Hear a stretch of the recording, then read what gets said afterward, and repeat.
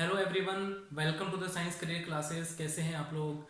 और 10th class में हम जो है ह्यूमन रेस्पिरेटरी सिस्टम डिस्कस कर रहे थे और इसका आज जो है अपन एक्सप्लेनेशन पढ़ेंगे। पिछली क्लास में हमने जो है डायग्राम समझा था कि किस तरीके से इसका जो है डायग्राम होता है, वो हमने जो है डिस्कस किया था। आज हम डिस्कस करेंगे एक्सप्लेनेशन। तो चलिए शुरू करते हैं। वीडियो को एक बार शुरू करने से पहले आप लोग जो है चैनल को प्लीज़ जाके सब्सक्राइब करें और वीडियो को लाइक और शेयर जरूर कर दें। तो चलिए शुरू करते हैं। ह्यूमन रेस्पिरेटरी सिस्टम, तो इसमें जो है अपन इसको दो पार्ट में डिवाइड करते हैं, अपर respiratory system and lower respiratory system.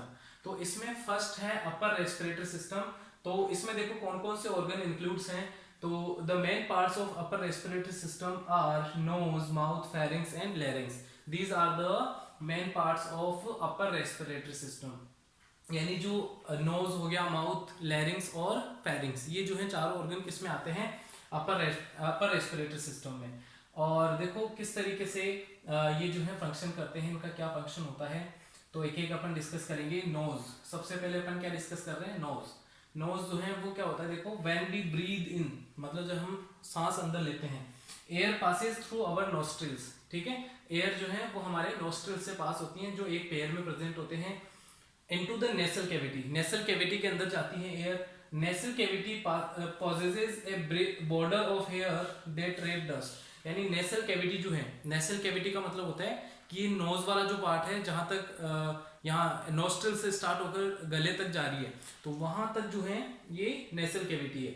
Nasal cavity में जो है बहुत सारे जो है हेयर प्रेजेंट होते हैं, जो कि डस्ट पार्टिकल्स को ट्रैप करते हैं। ठीक है, तो बोला है कि nasal cavity possesses a border of hair that trap dust। फिर है the sticky mucus lining the nasal in the nasal chamber moisture the air and filter dust particles. Hairs के अलावा हमारे जो नेसल कैविटी है, उसमें जो है एक स्टिकी म्यूकस प्रोड्यूस होता है, जो क्या करता है? ट्रैप करता है किनको? डस्ट पार्टिकल्स को, जर्म्स को ट्रैप कर लेता है। ठीक है, म्यूकस का मतलब होता है चिपचिपा पदार्थ। ठीक है, तो ये नेसल कैविटी में बनता है। फिर है माउथ। माउथ जो है एक सेकेंडरी ऑर्गन की तरह काम करता है in the respiratory system, because जब कभी नाक जो है बंद हो जाते हैं, तो उस टाइम जो है माउथ से हम सांस लेते हैं। It is considered as second place through we can take in air. यानी इसके थ्रू हम जो है क्या करते हैं? एयर इनटेक करते हैं जब नोज क्लोज हो जाते हैं तब। ठीक है, फिर है फेरेंग्स। फेरेंग्स जो है ये क्या होता है? देखो, it is commonly called throat. इसको अपन क्या बोलते हैं? थ्रोट बोलते हैं। When food materials passes through the pharynx, ठीक है, when food materials passes through the pharynx, the epiglottis closes the glottis, जिसको बोलते हैं opening of larynx। देखो क्या प्रोसेस होता है, मैंने आपको पिछली उस डाइजेस्टिव सिस्टम में भी बताया कि ये जो है फेरिंग्स एक ऐसा ऑर्गन है जो कि कॉमन पासेज है बिटवीन कॉमन एक ऑर्गन है between digestive system and the respiratory system. Because ये क्या करता है? फूड को तो कहाँ पास करता है? फूड पाइप में। एंड विंड को कहाँ, या एयर को कहाँ पास करता है? विंड पाइप में, लंग्स में। ठीक है, तो ये एक कॉमन ऑर्गन है between digestive system and respiratory system, दोनों में काम करता है ये। ठीक है, और कैसे काम करता है ये? इसमें क्या होता है कि एपिग्लोटिस, इस ट्रेकिया जो होता है, इसके टॉप पर क्या होता है? मतलब अपन बोल सकते हैं एक फ्लैप लाइक स्ट्रक्चर होती है, ढक्कन जिसको बोलते हैं, उस टाइप में एक स्ट्रक्चर होती है जिसको एपिग्लोटिस बोलते हैं। एपिग्लोटिस क्या करता है कि जैसे ही जो है फूड आता है, तो ये जो है एपिग्लोटिस क्या करता है? लैरिंग्स जो होते हैं, जो जिनसे हमारी आवाज बनती है, ठीक है, लैरिंग्स, इसकी ओपनिंग जो होती है उसको कवर कर लेता है। ये एपिग्लोटिस क्या करता है? लैरिंग्स की ओपनिंग को कवर कर लेता है और उससे जो है ट्रेकिया में फूड नहीं जा पाता है। ठीक है, इस तरीके से जो है ये काम करती है फेरिंग्स। ठीक है, तो ग्लोटिस बोलते हैं ओपनिंग ऑफ लैरिंग्स। लैरिंग्स की जो ओपनिंग होती है उसको बोलते हैं glottis. And prevent the entry of the food into trachea. Trachea में जाने से इसको रोकती है। ठीक है, तो आई होप ये आपको समझ में आया बेटा। चार ऑर्गन आते हैं इसमें, nose, mouth, pharynx and larynx. अब लैरिंग्स जो है वो क्या काम करते हैं? देखिए, लैरिंग्स जो है जिनसे हमारी आवाज बनती है, इसमें वोकल कॉर्ड्स होते हैं। ठीक है, तो नेक्स्ट है लैरिंग्स। लैरिंग्स जो है वो किस तरीके से काम करता है हमारी बॉडी में? लैरिंग्स जो है वो क्या होता है? At the top of the trachea, trachea के टॉप पर क्या होता है? लैरिंग्स is the larynx which contain a flap like tissue called the vocal cords. ठीक है, क्लेप लाइक टिश्यूज होते हैं किस पे, लैरिंग्स में, ठीक है, जो कि वोकल कॉर्ड्स, जिनको अपन क्या कहते हैं बेटा, वोकल कॉर्ड्स, ठीक है। ये क्या होते हैं, वोकल कॉर्ड्स होते हैं जो ट्रेकिया के टॉप पर प्रेजेंट होता है, कौन, लैरिंग्स। लैरिंग्स में टिश्यूज होते हैं, उनको बोलते हैं vocal cords. Vocal cords open and close to make sound, ठीक है। वोकल कॉर्ड्स ओपन और क्लोज होते हैं साउंड प्रोड्यूस करने के लिए। किस तरीके से साउंड प्रोड्यूस होती है, जब हम एक्सेल करते हैं, यानी ब्रीथ जो है उसको बाहर छोड़ते हैं, ब्रीदिंग जब बाहर छोड़ते हैं तो क्या होता है कि ये एयर जो होती है वो जाके इन वोकल कॉर्ड से टकराती है, तो क्या होता है कि ये वाइब्रेट होते हैं। और आपको पता है कि वाइब्रेशन से क्या प्रोड्यूस होती है, साउंड प्रोड्यूस होती है, ठीक है। तो वाइब्रेशन जैसे ये वाइब्रेट होते हैं वोकल कॉर्ड्स, साउंड प्रोड्यूस हो जाती है, ठीक है। इस तरीके से साउंड प्रोड्यूस होती है हमारे बॉडी में। फिर है लोअर रेस्पिरेटरी सिस्टम, ये था अपर रेस्पिरेटरी सिस्टम का पार्ट। अब है लोअर रेस्पिरेटरी सिस्टम, जिसमें फर्स्ट आता है ट्रेकिया, जिसको विंड पाइप भी कहते हैं। It is 5 inch long and located in the chest cavity. ये चेस्ट कैविटी जो होती है, चेस्ट वाला पार्ट जो होता है उसमें सिचुएटेड होता है, 5 इंच लॉन्ग होता है। The C shaped cartilage rings are present in the trachea. Trachea में जो है सी शेप्ड कार्टिलेज जो होते हैं उसकी रिंग्स प्रेजेंट होती हैं। कार्टिलेज आपको बताइए, ठीक है, बोन्स होती हैं और जो है कार्टिलेज होती है। कार्टिलेज क्या होती है, फ्लेक्सिबल बोन बोल सकते हैं अपने इनको, ठीक है। जैसे नोज की टिप हो गई, जो ईयर होता है उसका बाहर वाला पार्ट जो हो गया, ये कार्टिलेज। इसी तरीके से जो है कार्टिलेज रिंग्स प्रेजेंट होती है किसमें, विंड पाइप में।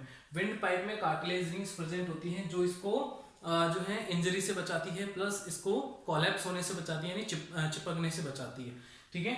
तो ये आप ध्यान रखें। फिर है it connect the pharynx to the bronchi. Bronchi जो है, जो फेरिंग्स होता है उसको किससे कनेक्ट करती है, ब्रोंकी से कन्वर्ट करती है।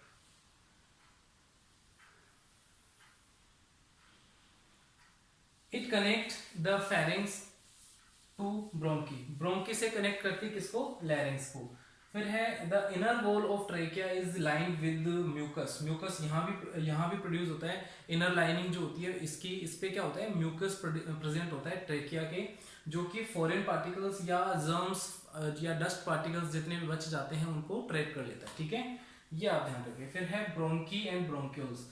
तो ब्रोंकी और ब्रोंक्यूल क्या होता है, देखो ये जो ब्रोंकी होती है, ये जो ट्रेकिया होता है, सॉरी ट्रेकिया जो है ये आगे जाके 2 पार्ट्स में डिवाइड होता है, उनको बोलते हैं अपन ब्रोंकी, ठीक है। दो ब्रोंकीज होती हैं जो कि लेफ्ट लंग और राइट लंग में जा रही है। फिर है ब्रोंक्यूल, यानी ये ब्रोंकी आगे जाके स्मॉलर ट्यूब्स में डिवाइड होती हैं, उनको बोलते हैं bronchiole. The trachea divides into 2 smaller tubes called bronchi. Each bronchi divide in lungs to form a large number of still smaller tubes are called bronchioles. इनको अपन क्या कहते हैं, bronchioles बोलते हैं, ठीक है। Next है the smallest bronchiole and in the grape-like cluster of tiny air sac called alveoli, ठीक है। alveoli क्या होते हैं, देखो ये मोस्ट इंपोर्टेंट है, alveoli पूछा जाता है, what is alveoli या alveoli बोलते हैं इनको अपन।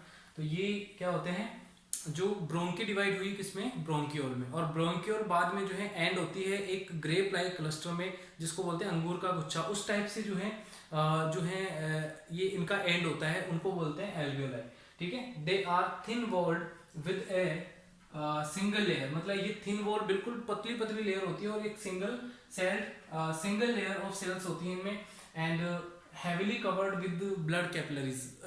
ब्लड कैपिलरीज क्या होती हैं, ब्लड कैपिलरीज जो हैं स्मॉलेस्ट ब्लड वेसल्स होती हैं, बॉडी के स्मॉलेस्ट ब्लड वेसल्स होती हैं जो सेल्स तक या फिर जो है सेल्स तक जो है ब्लड को लेकर जाती हैं, बॉडी की सेल्स होती हैं उन तक ब्लड लेकर जाती हैं। तो ये जो है कवर्ड होती है विद ब्लड कैपिलरीज, यानी इनमें एल्वियोलाई में क्या होते हैं, बहुत सारी ब्लड कैपिलरीज होती हैं।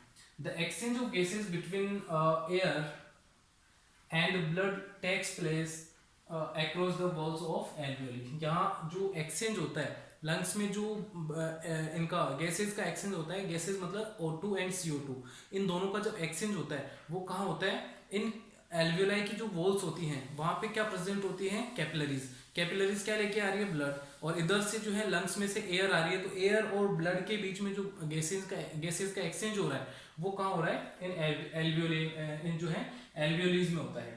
फिर है अगला पार्ट जो है वो है लंग्स, जो कि मोस्ट इंपोर्टेंट पार्ट है रेस्पिरेटरी सिस्टम का, the pair of lungs is conical in shape, यानी किस में होते हैं, कौन शेप में होते हैं ये, ठीक है।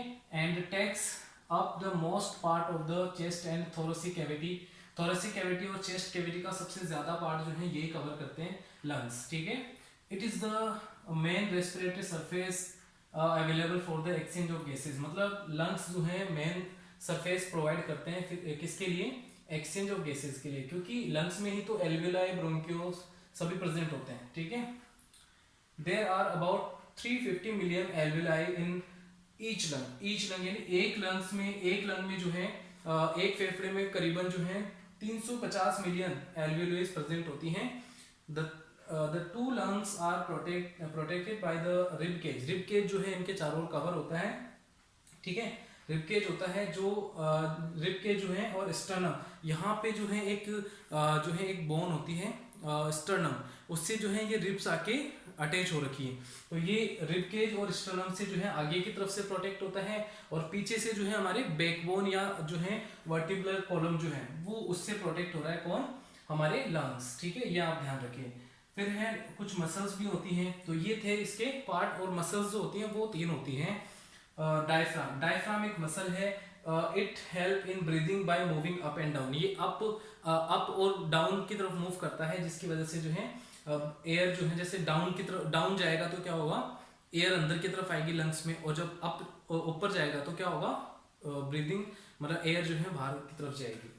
फिर है इंस्पिरेटरी मसल्स जो कि क्या करती हैं, हमारे जब इनहेलेशन होता है यानी हम जो है एयर अंदर लेते हैं तो ये रिब केज को एक्सपेंड करती है, बाहर की तरफ फैलाती है।